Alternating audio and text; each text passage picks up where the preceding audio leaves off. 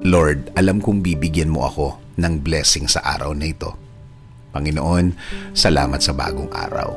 Salamat sa bagong mga bagay na ibibigay mo sa akin.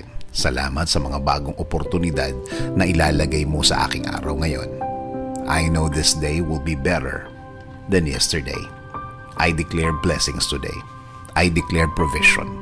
I declare healing today para sa akin at sa aking mahal sa buhay. Alam ko na kapag kayo ang kasama namin, Lord, things will be okay. Alam namin na magiging tama at tahimik ang lahat.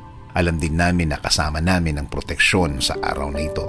Proteksyon sa mga bagay na gagawa ng problema sa aming buhay.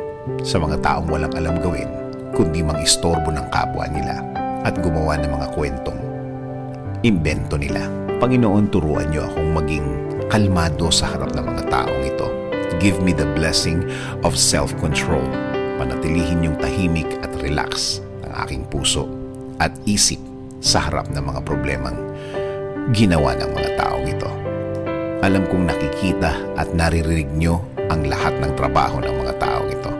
Alam kong binabantayan nyo ang lahat ng mga gawa nila. At alam kong igaganti nyo ako sa mga taong ito. At alam kong may timing nyo ang lahat. Sa ngayon, sa araw na ito, ako magko-concentrate. Sa araw na ito ako magfo-focus. Alam kong marireceive ko ngayon ang inyong kabutihan. Alam kong aalagaan niyo ako sa araw na ito. At alam kong mararamdaman ko ulit ang inyong blessings ngayon. Kahit na maging mahirap ang araw na ito, sa magandang plano mo ako titingin. Sa magandang pangyayari na mangyayari ngayon, ako mag-aantay.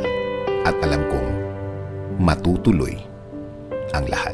Alam ko, Lord, na kahit na ano ang sitwasyon, kahit na ano ang mangyari, matutuloy ang plano mo sa akin.